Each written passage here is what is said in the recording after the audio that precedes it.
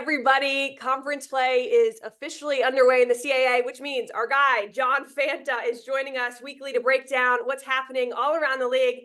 John, so great to see you, man. I just have to brag on you because I swear every single college hoops game under the sun, you're there. You cover it somehow. I'm convinced you don't sleep, but I would love just to know how you're doing, what happened in the off season. How's it going, man? Karlie, I'm doing great. What happened in the off season? Fortunate and blessed to be married. Woo! Got married, and a shout out to the CAA's own Miles McQuiggan, who has his wedding coming up. I wish him and his lovely bride the best on their nuptials, and to all those couples out there getting married in 2024. From all of us at the CAA to you, good luck with planning. Good luck with your weddings. Happily married, and God bless my wife for allowing me to cover college basketball as much as we do. And you know the grind of it. The fans out there, we do it for you. We're back. We're ready to talk CAA basketball. I'm doing great. The season's off to a strong start. Yeah. As is the CAA. This league continues to build on its success. We saw it last year with what Charleston did, with the season that Hofstra had. UNCW continues to shine. And oh boy, they were part of the efforts in non-conference play. Marquee results across this league. I think you just said the statement of the year in our first episode, which is God bless my wife, especially during college hoop season. So we are rolling with it. God bless her. It's been so fun to watch all you do, seriously. But, we've had a really fun non-conference slate here in the CAA. Quite a few teams have made statement wins early. So who's really impressed you the most early, John? Well, when you talk about the marquee results, you've got to start with UNCW going to Lexington and notching their first road ranked win in program history and non-conference play. To be able to go to Kentucky and take them down. Trezerian White is just a spectacular player, Karlie. I think he's one of the better players in the country. And he's just got a cold-blooded instinct to make the right play, make big-time shots. Shaquem Phillips helps this team as well, and that's just the start for this UNCW team, which is always going to defend at a very high level. They go to Kentucky and win. On the same day, Drexel takes on Villanova and beats the Wildcats for just the second time in the last 20 years. And for Drexel to beat Villanova is an amazing result because Villanova was coming off a loss themselves. They're going to come out angry. No, Drexel met them. They were tougher than them. They out-defended them. Amari Williams was himself. He was stout. And this Drexel team, I think, has a lot of upside with Mateo Cruz, with Kobe McGee, with Luke House, and that was a great win for them. Others to shine on, Delaware. Delaware goes to Xavier and pulls out a win. What a win for the Blue Hens. Xavier does not lose often at the Cintas Center. That was a great win for the Blue Hens. Northeastern winning at East Carolina. Hofstra taking down South Florida. Monmouth. I love Xander Rice. I'm on the Xander Rice train. Call it a New Jersey transit line now in Jersey. Xander Rice, folks, is a special player. King's son is doing big things. Look out for the Rices in CAA play. The Point, a lot of strong results for the CAA. You beat Kentucky. You beat Villanova. You beat those brands. You got Monmouth over West Virginia. Come on. That's big time. Yeah, making some noise. And you look offensively, 5 CAA players were in the top 40 nationally at the Christmas break. You talked about a few of them. Hofstra's Tyler Thomas, what a guy. North Carolina A&T's Landon Glasper. Delaware's Jair Davis, you know the name. Monmouth's Xander Rice, like you mentioned, and UNCW's Trezerian White. He's got ice in his veins. Which offense do you see being the most dangerous in January, February? Well, that's a great question. You have 5 teams in the CAA that are in the top 125 in offensive efficiency. Right.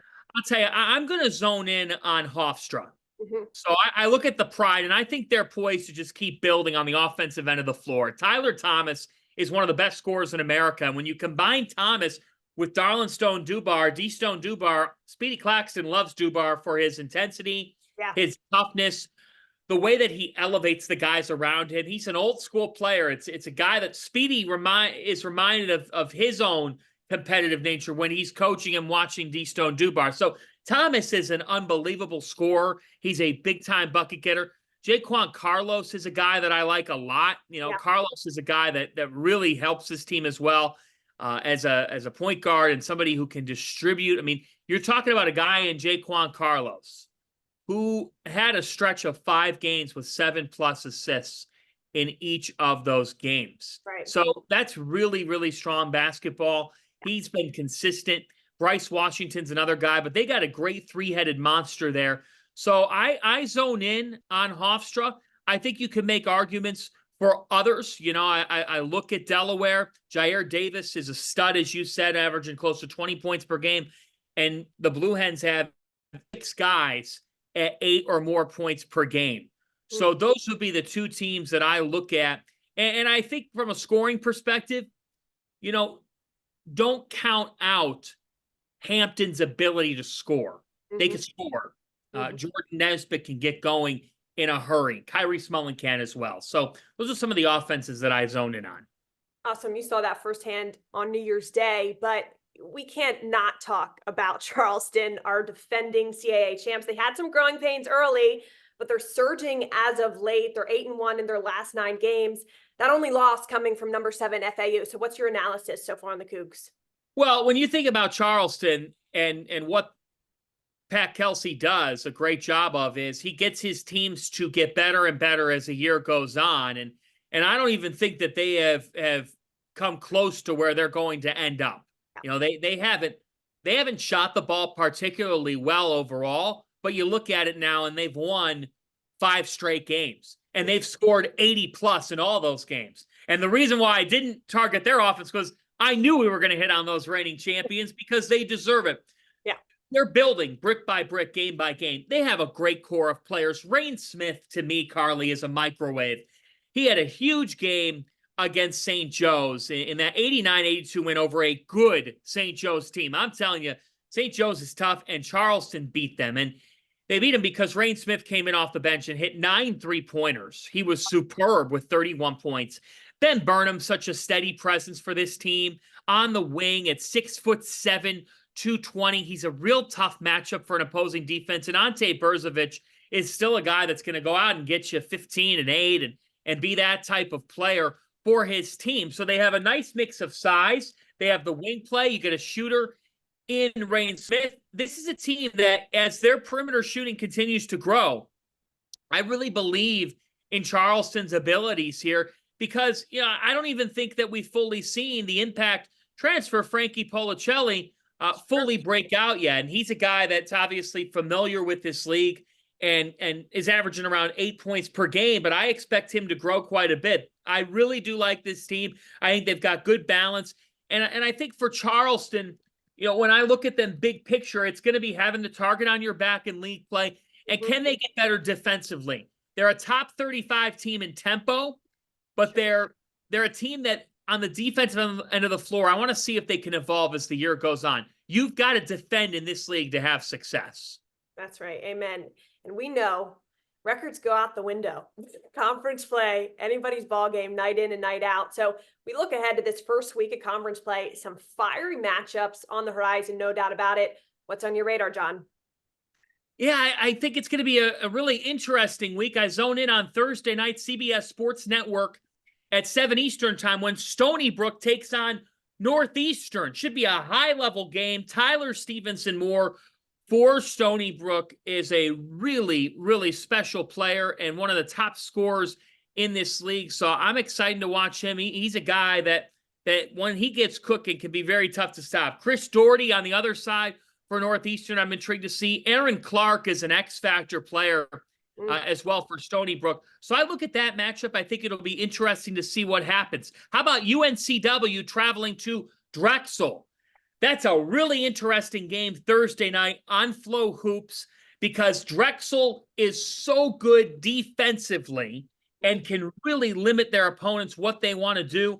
But on the other side, Wilmington, they're tough offensively. I mean, they've been tough to guard. They're a top 80 offense in KenPom, and that's a team that they're going to be tougher and tougher as the year goes on. So what happens on Thursday night when UNCW, with their pieces, with Trezerian White and Shaquem Phillips, a 9-3 UNCW team, that is 5-2 away from home. I mean, that's really intriguing to notice that when you think about the Seahawks, they go on the road, Karlie. They were able to win in Lexington. You win there, you can win anywhere. And Malik Harden-Hayes is another guy that I zone in on. So I'm interested to see how that game goes. I think as the week goes on, Towson at Monmouth, 7 o'clock Thursday night. Talk about how will Towson be able to defend Monmouth? Can they defend Monmouth? And then you get to this Saturday, UNCW at Towson should be an interesting game. Drexel goes on the road to William and Mary. I'm intrigued to see what happens in that matchup. Charleston at Stony Brook. It's never going to be easy when you go on the road in this league. And then Delaware at Hofstra. I'm very excited for Delaware at Hofstra because we get Jair Davis and Tyler Thomas, two of the nation's leading scorers. So this is going to be a really fun week of CAA basketball. That Delaware Hofstra game on Saturday evening, look out. High-level talent in that one. High-level talent. John Fanta, everybody. January basketball, it really is only heating up from here. Off we go.